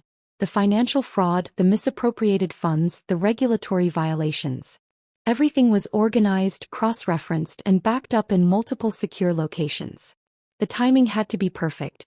James had always been skilled at wiggling out of difficult situations, using his charm and connections to smooth over problems. This time, I needed to ensure there would be no escape routes. No way to charm his way out of the consequences. I chose the holiday season for my endgame. James would be in Seattle with his other family, maintaining the fantasy of his perfect life there while I supposedly visited my sister in Chicago. Instead, I spent Christmas Eve in my home office, preparing to demolish the house of cards he had spent 17 years building. As midnight approached, I reviewed my files one final time. The evidence was overwhelming, the documentation meticulous. Years of banking experience had taught me how to build an unassailable case. James and Catherine had been so focused on maintaining their secret that they had grown careless with the details. Details that would now be their undoing. I closed my eyes, remembering Sarah's words. "I always wished you were really my mom too." Opening them again, I reached for my laptop. It was time to give Sarah and myself the gift of truth, no matter how painful it might be. Christmas Eve, 11:59 p.m. My finger hovered over the enter key as I watched the seconds tick by on my computer screen. In Seattle, James would be finishing Christmas Eve dinner with Catherine and Sarah, probably raising a glass to another year of successful deception. The thought steadied my hand. At midnight exactly, I sent 3 carefully crafted emails. The first went to the Securities and Exchange Commission, containing meticulously documented evidence of James and Catherine's financial misconduct. The second went to our company's board of directors, revealing how the firm's resources had been misappropriated for personal ventures. The third went to James himself. Subject: Merry Christmas. Attachments: divorce_papers.pdf, evidence.zip. Message: you should have learned to keep better records. I didn't wait for responses. Instead, I opened the bottle of champagne I'd been saving for our 20th anniversary and poured myself a glass. In 3 hours, the East Coast would wake up to begin their workday. In 6, the SEC's West Coast offices would open. By noon, James's carefully constructed world would begin to crumble. The first call came at 7:43 a.m. James's lawyer, requesting an urgent meeting. I let it go to voicemail. At 8:15, Catherine called. I watched my phone flash with her name, a small smile playing at my lips as I imagined her panic upon reading the board's response to my evidence. At 9:30, our company's CEO called an emergency board meeting. I attended via video conference, my face a mask of shocked concern as the allegations against James were read aloud. "Mrs. Morton," the CEO addressed me directly, "given your position in the company and your personal connection to this situation, we want to assure you that you won't be implicated in this investigation." "I appreciate that," I responded, letting my voice quaver slightly. "I'm still trying to process everything myself." It wasn't entirely a lie. I was processing, just not in the way they assumed. The SEC moved with unexpected speed, perhaps due to the comprehensive nature of my evidence. By mid-afternoon, James's assets were frozen pending investigation. Catherine, facing potential charges herself, wasted no time in turning on him. Her lawyer contacted the SEC with an offer to cooperate fully in exchange for leniency. James finally reached me at sunset, his voice hoarse with desperation. "Rebecca, please. We need to talk about this. Whatever you think you know." "I know everything, James," I interrupted, my voice calm. "Every transaction. Every lie. Every moment you stole from my life while building another one in Seattle. The SEC knows too, and so does the board. Catherine's lawyer has already reached out to make a deal." The silence on the other end was deafening. When he spoke again, his voice had lost its usual smooth confidence. "You've destroyed everything." "No, James. You did that yourself. I just kept better records." I ended the call and turned my phone off. Through my home office window, I could see my neighbor's Christmas lights twinkling in the gathering darkness. Somewhere in Seattle, Sarah was probably watching her father's life implode, and for a moment I felt a twinge of guilt. But she deserved to know the truth about her father, about the man who had built his life on elaborate deceptions. The next few days unfolded exactly as I'd planned. The SEC investigation revealed even more than I'd documented: other investments, other deceptions that even I hadn't uncovered. James's reputation in the financial world was destroyed. His carefully cultivated image as a successful businessman and family man shattered under the weight of headlines announcing the investigation. Catherine, true to form, proved to be as pragmatic about betrayal as James had been. She provided authorities with additional evidence of his wrongdoing, painting herself as another victim of his manipulation. It was almost admirable watching her orchestrate her own escape from the wreckage. The coup de grace came in the form of civil lawsuits from investors who had been deceived by James and Catherine's various schemes. Their lawyers descended like vultures, eager to pick clean the bones of James's financial empire. Each new lawsuit brought fresh revelations, new depths of deception that even I hadn't suspected. By New Year's Day, James Morton, the man who had so carefully maintained two perfect lives, had nothing left. His assets were frozen, his reputation was destroyed, and both his families had turned against him. He made one last attempt to salvage something, appearing at our front door on January 2nd. "You don't have to do this," he pleaded, looking older than I'd ever seen him. "We can still fix things." I studied him standing there, this man I'd loved and trusted for 15 years, and felt nothing but a cold satisfaction. "There's nothing to fix, James. The divorce papers are filed, the investigations are underway, and Catherine has already agreed to testify against you.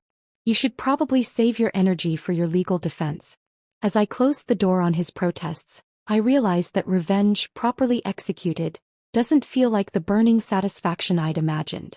Instead, it felt like finally closing the books on a long, complicated audit. Everything balanced, every transaction accounted for, every debt finally paid in full. The masquerade was over, and I had ensured that every player would face the consequences of their role in it. /and artifact. Spring arrived in Portland with a finality that seemed fitting. The divorce was settled, James had pleaded guilty to multiple charges of financial fraud, and Catherine had successfully negotiated a reduced sentence in exchange for her testimony. The headlines had faded, replaced by newer scandals, newer betrayals. But the ripples of destruction continued to spread. I sat in my home office, reviewing a different kind of document than those that had occupied me during the past months. It was Sarah's college application essay, forwarded to me by a private investigator I'd hired to keep tabs on her. She wrote about resilience in the face of life-changing revelations, about learning that sometimes the villains in our stories are the people we trusted most. Her words were powerful, honest, and heartbreaking. Making the anonymous donation to her college fund was easier than I expected. I routed it through several charitable foundations, ensuring it could never be traced back to me. Sarah would never know that her 4 years at Stanford were being paid for by the woman her father had betrayed, but I felt I owed her that much. She was, after all, the innocent catalyst of my liberation. "You've handled this all remarkably well," my therapist observed during one of our sessions. I'd started seeing her not out of emotional necessity, but as part of my carefully maintained image of recovery. Many people would have been destroyed by such betrayal. I smiled, thinking of the precision with which I'd orchestrated James's destruction. I suppose I'm not most people. The corporate world had its own way of dealing with scandal. Our company's board, eager to distance themselves from James's disgrace, offered me a promotion and a seat on the board. I accepted both, along with the corner office that had once been his.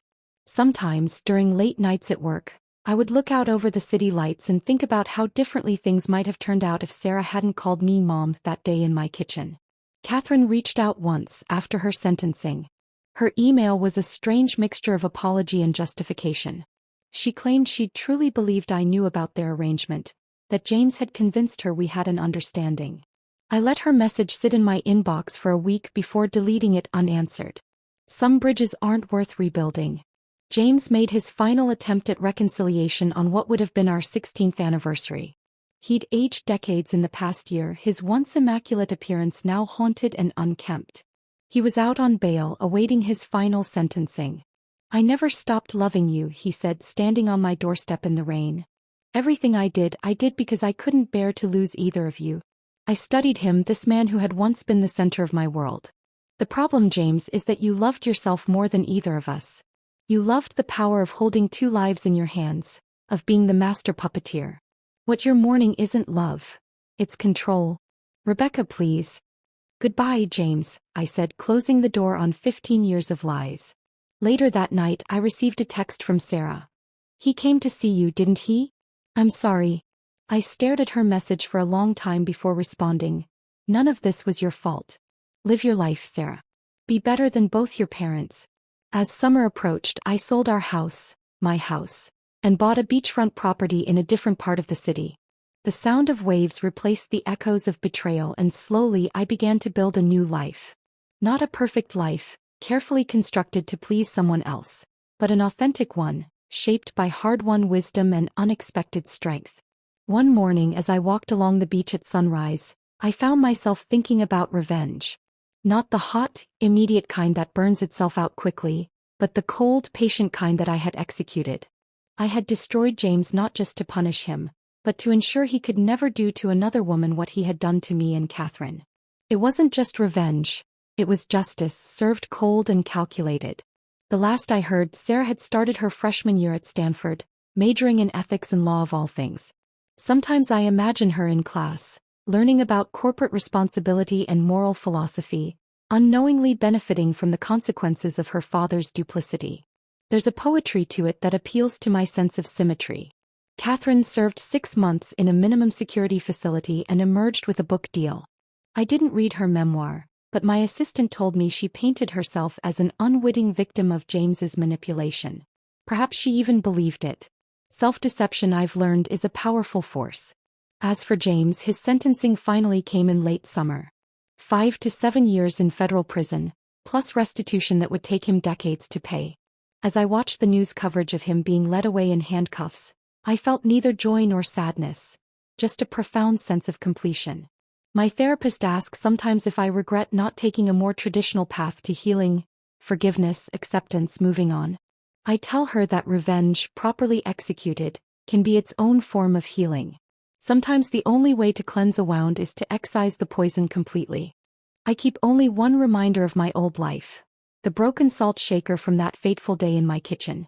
It sits on my desk, its jagged edges glued back together but its cracks still visible. A reminder that sometimes things must shatter completely before they can be rebuilt into something stronger, something true. My parents always blamed me and took my sister's side. It was time to make them learn the truth.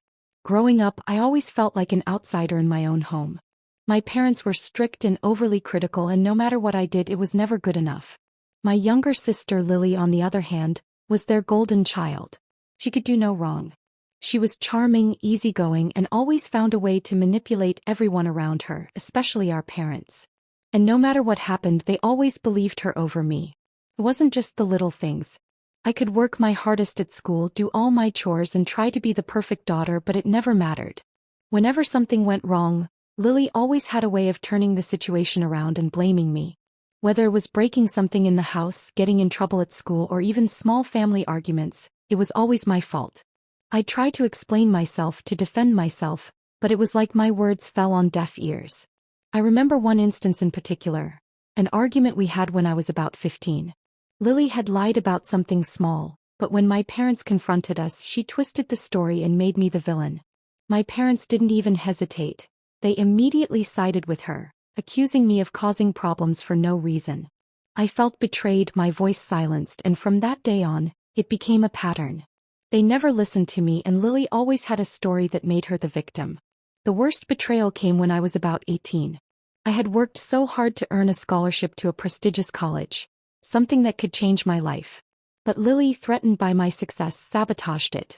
She framed me for cheating on the final exam, planting false evidence, and turning the entire situation against me. Despite knowing how hard I had worked, my parents believed her without question. They punished me severely and I lost the scholarship. That was it. I couldn't take it anymore. The emotional damage from years of being blamed for things I didn't do, always living in Lily's shadow, was too much to bear. I left home that day, vowing never to return. I needed to get away from the toxicity, the lies, and the favoritism. I needed to prove to myself that I could be successful without them, without their support or their constant undermining. And for years I built a life for myself, away from my family. I found peace in my independence, but the pain of their betrayal never fully left me. I often wondered if they would ever realize how wrong they were, if they would ever see me for who I really was. The years went by, and though I thrived in my career and personal life, the wounds of my past were still fresh. It was only a matter of time before something happened that would force me to confront them, and when it did, I would finally make them see the truth. It had been over a decade since I left home. I had built my life from the ground up, far away from my family, far away from the hurt and betrayal that had once defined my existence.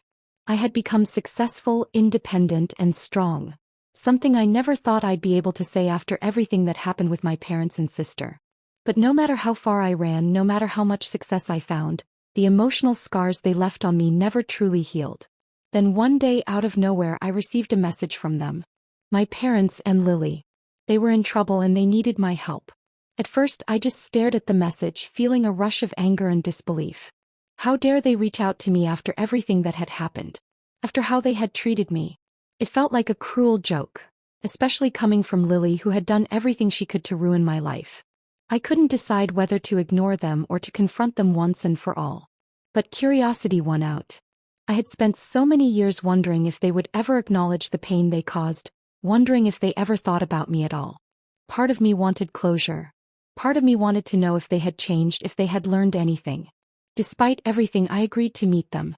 It wasn't about helping them, not really. It was about getting the answers I needed. It was about forcing them to face what they had done to me. When I arrived, I was immediately hit with the familiar air of manipulation. My parents were doing their best to put on a front, acting like everything was fine, like nothing had ever happened. They tried to convince me that they had learned from their mistakes, that they realized how wrong they had been. But I could see right through them. Their desperation wasn't genuine. They weren't sorry for what they had done. They were just in a bad spot and needed something from me. Lily, of course, was there too, playing her usual game. She had the same innocent, helpless look on her face, the same act she had always put on when she wanted something. She told me they were in financial ruin and needed my help. She looked so pitiful, so innocent, but I knew better. I had seen this act before. She wasn't asking for help out of any real need. She was using the situation to manipulate me into giving them money as though I owed them something. Sickened me. It sickened me how little had changed, how they still treated me like I was the problem, how Lily still had them wrapped around her finger. But what hurt most was how they still couldn't see the truth. They still didn't see me for who I was, or understand the years of hurt I had endured. They were still playing their roles, pretending that everything was fine, while I was left to pick up the pieces of my broken heart. In that moment I realized something. This wasn't about helping them. It wasn't about reconciling or healing old wounds. It was about making them see the truth. They had spent all these years believing Lily's lies, ignoring my pain, and now it was time for them to finally understand the damage they had done. I didn't know exactly how yet, but I knew one thing. I was done being the victim. It was time for them to learn the truth.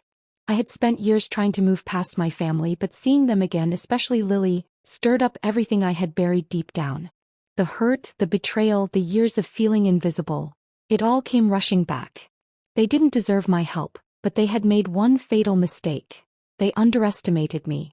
I had built my life from scratch, found my strength, and now I was in control. It was time to make them face the truth about how they treated me, and more importantly, how they treated Lily. I knew I couldn't just confront them head-on. I wasn't a child anymore, and I wasn't going to let them manipulate me the way they once had. This had to be calculated, precise. I had to show them Lily for who she truly was, the manipulative liar who had torn our family apart and left me to pick up the pieces. I wasn't going to let her get away with it any longer. The plan was simple. Expose Lily piece by piece in ways they couldn't deny. I wasn't interested in hurting them physically. I didn't want to sink to their level. But I wanted them to see the truth. I wanted my parents to understand how much they had wronged me and how much damage Lily had caused. They needed to know the real Lily, the version of her I had always seen, the selfish, conniving person who had spent years making my life hell. I started small. Subtle things, little contradictions in the stories Lily had told me over the years. I knew her well enough to know that her lies would eventually catch up with her. I paid attention to the smallest details, things she had said in passing, stories she had told that didn't quite add up. I began to ask questions, dropping hints that I remembered things differently, hoping she would slip up. It didn't take long for me to start uncovering things. I remembered instances from our childhood, things Lily had done but had conveniently forgotten. She had stolen money from my parents' wallets, lied about friends who had gotten into trouble, and sabotaged me at every turn. It was like a light bulb went off in my head. Everything she had done to ruin my life, all the secrets I had buried deep inside, started to come back. And I wasn't going to let her get away with it anymore. Next, I began to create situations where Lily would have no choice but to expose herself. I subtly planted seeds of doubt in my parents' minds, making them question the little things that Lily had always gotten away with. I would bring up old situations, ones that made Lily look bad, and watch as she scrambled to cover her tracks. Every time she tried to deflect or lie her way out of it, I made sure there was always something. An inconsistency, a contradiction, a piece of evidence that would make my parents pause and reconsider their blind faith in her. It was slow, methodical, but I could feel it working. Every time Lily got nervous, every time she tried to manipulate the situation, I knew I was getting closer to breaking her. And I wasn't going to stop until she was exposed for everything she had done. This was my time. It was time for them to finally see the truth I had lived with for so long. I wasn't going to be their scapegoat anymore. I wasn't going to let Lily win this time. The day I had been planning for finally arrived. It wasn't something I had rushed into. Every step, every action had been carefully calculated. My family, my parents and Lily had no idea what was coming. For years they had lived in their delusion, believing Lily's lies, refusing to acknowledge the truth. I was about to change all of that. I had been building my case, slowly dismantling Lily's carefully crafted persona, and now it was time to bring it all together. I was going to expose her for who she truly was, and my parents wouldn't have a choice but to see it. I invited them over under the pretense of wanting to finally bury the hatchet, to have a family gathering where we could start fresh. Of course, I had no intention of reconciliation. This was my opportunity to finally make them understand the weight of their mistakes. My plan was simple but effective. I was going to confront Lily with irrefutable evidence of her lies and manipulations, forcing my parents to see what I had known all along. As they arrived, I could tell my parents were nervous, expecting some kind of peace offering from me. They didn't realize that they were about to be hit with the truth they had long avoided. I had gathered everything I needed. Records of conversations, messages from Lily herself where she admitted to things she had denied for years, and even some witnesses who could attest to her actions. I had kept it all, every shred of evidence stored away waiting for this moment. I started slow, letting the tension build. I didn't want to come off as too aggressive right away. I began by bringing up old memories, small things that they had long forgotten. At first, my parents tried to brush it off, laughing nervously, thinking this was just another one of my attempts to stir up old drama. But as I carefully laid out the evidence, piece by piece, I could see the shift in their faces. They began to realize that there was something more to my side of the story than they had ever acknowledged. Then came the final blow. I presented them with a collection of messages between Lily and several of her friends, detailing how she had sabotaged my scholarship years ago. She had admitted to framing me for cheating, planting false evidence, and even laughed about how easy it had been to ruin my life. I could see my parents' eyes widen in disbelief. They had always thought I was the problem, that I was exaggerating, but here it was, the proof that Lily had been the mastermind behind all the chaos. Lily, for once, didn't have a way out. She tried to shift the blame, to deny everything, but it was too late. My parents finally saw the truth, and Lily's facade began to crack. The desperation in her eyes was clear, and she realized she had no way of getting out of this one. She tried to manipulate them just like she had done with me for years, but my parents were no longer listening. For the first time they saw their perfect daughter for who she really was. The confrontation that followed was intense. My parents were shocked, hurt, and confused. They couldn't believe they had been so blind for so long. Lily's downfall was swift, and as her lies unraveled, she could no longer hide behind her charming exterior. It was over. For the first time my parents saw the truth, and it shattered their world. The fallout from that night was unlike anything I had ever imagined. The air in the house felt thick with tension as my parents processed the truth about Lily. The perfect daughter they had adored for years was nothing more than a manipulative liar, and I was no longer the rebellious, troublesome child they had painted me to be. The confrontation had cracked their illusions wide open, and they were left standing amidst the wreckage of their blind favoritism. My parents' reaction was a mixture of shock, guilt, and disbelief. They couldn't fathom how they had allowed Lily to get away with so much for so long. The years of favoritism, the countless times they had chosen her over me. They saw it all now, and the weight of their realization crushed them. They apologized, of course, but it didn't feel genuine. The words felt hollow, as though they were only apologizing because they had no other choice. It was clear that they were struggling to come to terms with their role in everything, and while part of me wanted to feel vindicated, I couldn't help but feel a sense of emptiness. Lily, on the other hand, was a different story. The facade she had carefully built over the years crumbled before her eyes. She tried to play the victim, to cry and beg for forgiveness, but no one was buying it. The evidence was irrefutable. My parents had no choice but to see her for what she truly was. And as much as it hurt, I couldn't bring myself to feel sorry for her. She had made my life a living nightmare, and now she had to face the consequences. The drama that unfolded over the next few weeks was exhausting. My parents tried to smooth things over with me, offering me apologies and promises that they would do better. But the damage had been done. The years of neglect, of blaming me for things I didn't do, couldn't be undone with a few empty words. I didn't trust them anymore, and I didn't know if I ever would. Lily, too, was forced to face the consequences of her actions. She was isolated, cut off from the family support she had always relied on. The trust that had been broken between us was irreparable. For the first time, I felt free from the weight of her manipulation, but it came at a price. My relationship with my parents was forever changed, and though they apologized, I couldn't help but wonder if they truly understood the full extent of the harm they had caused. In the end, I walked away from the family I once knew. The truth had been exposed, but the scars would remain. I didn't need their validation anymore. I had spent too long allowing them to control my narrative, to make me feel small. The road to healing wasn't going to be easy, but it was mine to walk now without their influence. As I closed the door on my past, I felt a sense of catharsis.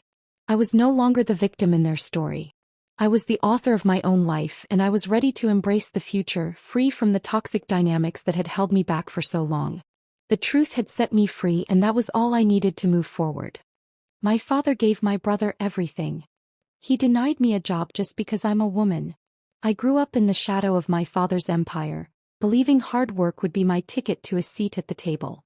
The family business, a logistics conglomerate, was his pride and joy.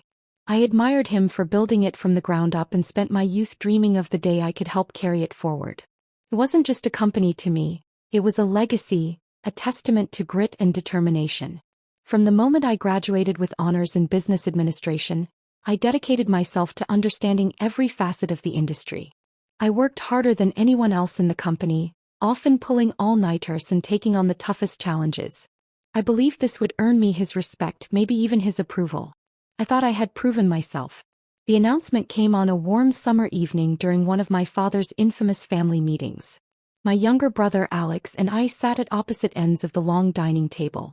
Alex, perpetually disinterested in anything related to the business, looked like he would rather be anywhere else. Meanwhile, I sat upright, nerves crackling like static electricity beneath my skin. As you all know, my father began, his deep voice commanding attention, the time has come for me to start delegating responsibilities. I've made my decision on who will take over key leadership roles. I felt my breath hitch. This was the moment I had waited for. To lead the operations division, I've chosen Alex. The room seemed to shrink, the air growing thin. I blinked, hoping I'd misheard. Alex, my brother, who barely passed college and openly admitted he had no interest in the company. Alex, I said, my voice trembling despite my best effort to stay calm. My father glanced at me with an expression that bordered on pity.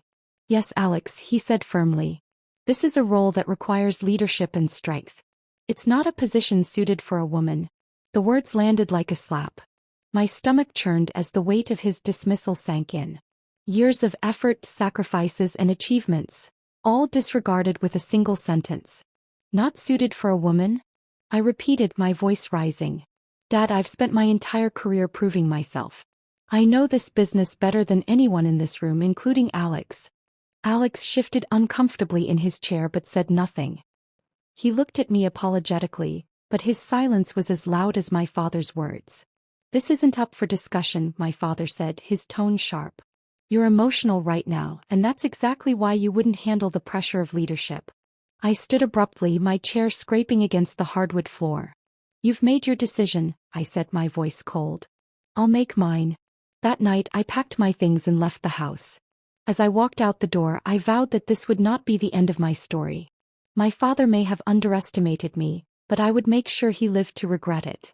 Moving out of my father's house felt like tearing away from the only life I had known. But as I drove into the city with nothing but a packed car and a head full of rage, I knew this was the beginning of something bigger. I wasn't going to let my father's dismissal define me. If he couldn't see my worth, I would prove it, not just to him but to the entire industry.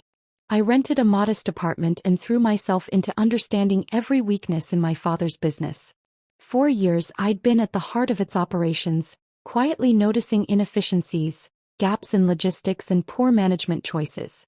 Now I saw these flaws not as problems but as opportunities. Each day I studied their supply chains, contracts, and market reach. Every misstep and overreach was fuel for my plan. The anger in me burned hot, but I knew I needed allies to make this work. I started by reaching out to people my father had cast aside over the years. Old employees, business partners, even a few clients. Some were hesitant, unwilling to cross a man as powerful as my father. But others, wronged and forgotten, were eager to align with someone who understood their struggles. One of the first to join my cause was Leah, a former logistics manager who had been pushed out of the company after clashing with my father. "He doesn't value people," she said bitterly over coffee. "You work your heart out and he still finds a way to make you feel small." Leah became my right hand, helping me assemble a team of sharp, like-minded professionals. Among them was Marcus, a tech genius who had once worked on developing software for my father's company before being let go for excessive creativity. Together we formed the skeleton of what would soon become my own company, a rival logistics firm built to outthink, outmaneuver, and ultimately outshine my father's empire. My brother Alex was my unintended ally. From the sidelines I watched as he floundered in the role he'd been handed. He lacked the vision and drive the job required, and the cracks in his leadership were becoming increasingly apparent. Rumors of his incompetence began circulating among clients and employees, only adding to the growing instability within the company. I started meeting Alex discreetly. At first he was guarded, unsure of my intentions. But as we talked, I realized he resented our father almost as much as I did. "He didn't give me this position because he thought I'd succeed," Alex confessed one evening over drinks. "He gave it to me because I'm a man. And now I'm drowning in expectations I can't meet." While Alex wasn't ready to openly defy our father, his insights into the company's struggles became invaluable. Through him, I learned of key clients who were dissatisfied with the current management. Armed with this information, I knew where to target my efforts. Building my own company was no easy feat. Every day felt like a battle, juggling meetings with potential investors, designing innovative solutions to stand out in the market, and keeping my growing team motivated. But for every hurdle I found a solution. We launched quietly with little fanfare but immense precision. Instead of focusing on taking down my father directly, we targeted his clients. Our services were faster, cheaper, and more reliable. Word spread quickly, and soon we began signing contracts with companies that had been loyal to my father for years. I didn't operate in the shadows for long. Within months, my father caught wind of my involvement and retaliated. Suddenly, clients I had secured began pulling out of deals, citing mysterious concerns. My team discovered instances of corporate espionage, attempts to hack into our systems and sabotage our operations. The betrayal came when I least expected it. One of my closest allies, someone I had trusted implicitly, sold our business plans to my father. Overnight, he began implementing changes that mirrored the strategies we had worked so hard to develop. For a moment, it felt like everything was unraveling. But I refused to give up. I tightened security, identified loyalists, and restructured my company to make it more agile and competitive. Each blow my father dealt only strengthened my resolve. It wasn't just about revenge anymore. It was about survival, proving to myself that I could rise above the circumstances he had created for me. And with every passing day, my company grew stronger, becoming a force even my father couldn't ignore. The stage was set for a confrontation, and I knew it was only a matter of time before this battle between us reached its breaking point. But for now, I savored every small victory, knowing each one brought me closer to dismantling the empire he had refused to share with me. The successes of my company came with a growing sense of satisfaction, but the war with my father was far from over. Every move I made seemed to provoke him further, and his retaliation grew more aggressive. His once imposing empire was faltering under pressure, but he refused to accept defeat. We had established ourselves as a rising force in the logistics industry, drawing attention from clients and competitors alike. Yet even as we grew, I knew we were vulnerable. My father wasn't the type to let a challenge go unanswered. It started with whispers of sabotage. A shipment we had carefully planned was delayed inexplicably, costing us a major client. When we investigated, we discovered one of our subcontractors had been bribed to underperform. My father's fingerprints were all over it. "This is just the beginning," Leah warned during a late-night strategy meeting. "He's testing your resilience. If you don't push back hard, he'll think he can break you." Leah was right. If I allowed him to undermine me without consequence, everything I had built would crumble. I decided it was time to strike harder. Our team devised a bold strategy to undercut one of his most lucrative contracts, a long-term deal with a major retailer. We offered the client not only a better rate but an entirely new logistics solution, reducing their costs by nearly 30%. It was a risky move, but if it worked, it would deal a significant blow to my father's revenue stream. The deal closed within weeks and the fallout was immediate. My father's company lost one of its biggest clients, and the news rippled through the industry. For the first time, his empire seemed vulnerable. But victories like these came at a cost. My father's retaliation escalated into full-blown attacks. A key investor in my company suddenly pulled out, citing concerns about my aggressive tactics. I knew my father had gotten to them. Then came the betrayal I hadn't anticipated. Marcus, my trusted tech lead, sold our next big innovation, a revolutionary supply chain software, to my father. I discovered the leak when one of my clients mentioned a new feature being offered by my father's company, one that mirrored our work almost exactly. The pain of Marcus's betrayal cut deeper than I expected. He had been with us since the beginning, one of the few I thought I could trust implicitly. But loyalty, it seemed, could be bought. For a brief moment I felt like I was losing control of the narrative. The battle was no longer just about outperforming my father. It was a war of survival. Every step forward was met with an equal force pushing me back. I decided to take a step back, regroup and refocus. Instead of spreading ourselves thin, we doubled down on what we did best: efficiency and innovation. I encouraged my team to think not about my father but about our clients, about how we could serve them better than anyone else. Meanwhile, I worked behind the scenes to secure my position.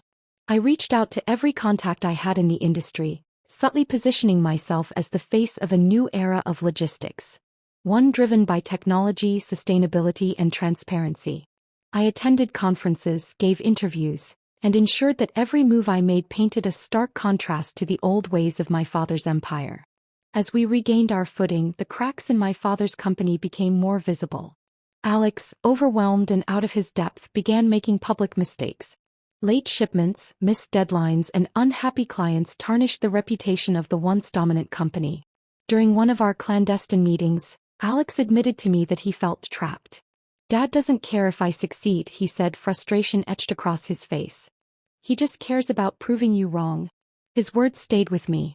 My father's war with me wasn't just about business, it was about control. He couldn't accept that I had defied him, that I had built something without his blessing. Our tipping point came when I landed a deal that no one thought possible. A major international client signed with us after months of negotiation. The announcement shook the industry, and for the first time, I felt the scales tipping decisively in my favor. But the victory was bittersweet. My father's retaliation had drained me emotionally and financially. I had poured everything into this fight, and while my company was thriving, I wondered if the cost was too high. So I refused to back down. My father had underestimated me once, and I was determined he would never do it again. The battle was far from over, but for the first time I felt like I had the upper hand. I didn't just want to succeed. I wanted to ensure that my father's empire would never recover from the damage he had inflicted on me. The final confrontation was coming, and I was ready to face it. The deal with the international client marked a turning point, not just in my business but in the war between my father and me. His empire, once untouchable, was now visibly faltering. Publicly, he still projected confidence, but the cracks were showing. His company's stock price dipped, clients began defecting, and whispers about the mismanagement under Alex became harder to ignore. It was time to deliver the final blow. My team had been working quietly to gather evidence of unethical practices within my father's company. Over the years, I'd seen glimpses of his questionable methods: bribery, employee exploitation, even possible tax evasion, but I'd never had the means to prove it. Now, with the help of Leah and a few other trusted allies, we dug deep. The more we uncovered, the clearer it became that my father's empire wasn't just faltering because of competition. It was rotting from the inside. Former employees came forward, sharing stories of workplace abuse and unfair dismissals. Financial records, acquired through discreet channels, revealed discrepancies that pointed to years of tax fraud. I didn't relish the idea of exposing him this way. For all his flaws, he was still my father. But this wasn't just about revenge anymore. It was about justice. He had built his empire by stepping on everyone else, and it was time the world saw him for what he truly was. The showdown came sooner than I expected. I had planned to release the evidence quietly through anonymous sources, letting the media and authorities handle the fallout.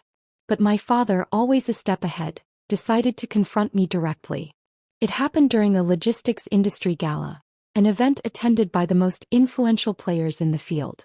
I hadn't planned to go, but Leah convinced me it was an opportunity to solidify our growing reputation.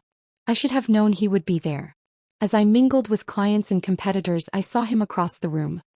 His presence was commanding as ever, but there was a tension in his posture, a flicker of uncertainty in his eyes. It was clear he knew what I was planning. He approached me with a forced smile, his voice low enough that only I could hear. "You've made your point," he said, his tone cold but measured. "But this has gone far enough. You don't want to destroy your own family." I met his gaze, my anger bubbling just beneath the surface. "You destroyed this family the moment you decided my gender mattered more than my capabilities." His smile faltered. "Do you really think you'll come out of this unscathed? I'm still your father. If you take me down, you take down everything you came from." His words stung, but I refused to let him see it. "Then I'll build something better. Something that doesn't rely on lies and exploitation." Before he could respond, I turned and walked away. That night, I sent the evidence to every major news outlet in the country. The fallout was swift and brutal. Within days, headlines blared accusations of corruption, fraud, and malpractice within my father's company. Authorities launched an investigation and the company's stock plummeted. Alex, who had been teetering on the edge, finally broke. He resigned publicly, blaming our father for the mess and admitting he had never been equipped to handle the role. His resignation statement included a veiled apology to me, acknowledging that I had been the rightful heir all along. For my father, the consequences were far more severe. He became the face of corporate greed, his reputation in tatters. The empire he had spent decades building crumbled around him, leaving him isolated and disgraced. I thought victory would feel sweeter. But as I watched the news coverage of his downfall, I felt an ache I hadn't anticipated. He had been my hero once, the man I had wanted to emulate. Now he was just a broken figure, brought low by his own arrogance and unwillingness to change. The confrontation I had imagined, the moment he would admit he had been wrong, never came. Instead, he retreated into silence, refusing to speak to anyone, including me. Despite everything, my company thrived. The scandal brought us even more attention, and clients flocked to us, eager to distance themselves from the wreckage of my father's business. We expanded rapidly, becoming a leader in the industry. But success came with a cost. Late one night, as I sat in my empty office, I thought about the price of my revenge. My father had wronged me, yes, but in destroying him, I had also severed any chance of reconciliation. Still, I reminded myself that I had done what was necessary, not just for me but for everyone who had suffered under his rule. His empire had been built on lies, and it was better to let it fall than let it continue to stand as a monument to his greed. The final blow had been struck and the war was over. But the scars it left behind would remain forever. The dust from the war between my father and me had barely settled, but life marched on. My company, now a thriving force in the logistics industry, demanded my full attention. The victory was ours. Clients continued to pour in and our reputation soared. Yet, in the quiet moments when the adrenaline faded, I was left with an emptiness I hadn't anticipated. My father's empire had fallen just as I had planned, but it didn't bring the closure I thought it would. The image of him sitting alone in his mansion, broken and silent, lingered in my mind. He hadn't reached out since the scandal erupted, and I hadn't tried to contact him either. We were strangers now, bound only by a history neither of us could escape. One evening, as I sifted through financial reports in my office, I received an unexpected visitor. Alex stood in the doorway, looking as though he'd aged 10 years since I'd last seen him. "Can we talk?" he asked hesitantly. I nodded, gesturing for him to take a seat. He sat down, his hands fidgeting with the hem of his jacket. "I wanted to thank you," he began. "For everything. For exposing the truth. For doing what I didn't have the courage to do." I raised an eyebrow, unsure of where this was going. I know I didn't support you when Dad gave me the position, he continued, his voice heavy with regret. I was scared. Scared of him, scared of failing. Scared of you, honestly. You've always been so much stronger than me, and I hated that about myself. His confession caught me off guard. For so long, I had seen Alex as an extension of my father's betrayal, but now I realized he had been a victim in his own way. I never wanted to compete with you, I said quietly. I just wanted what I deserved. Alex nodded, his eyes downcast. I know.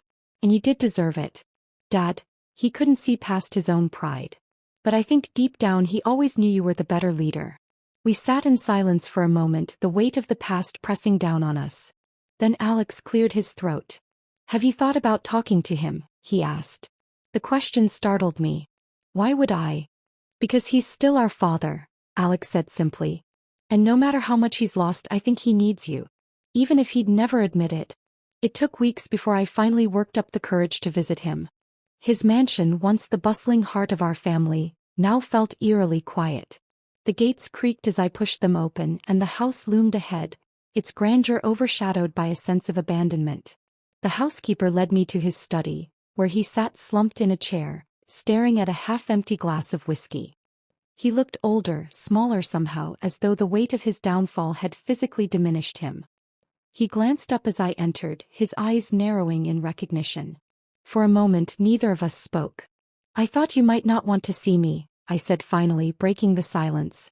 He let out a bitter laugh. And yet here you are. I took a seat across from him, unsure of how to begin.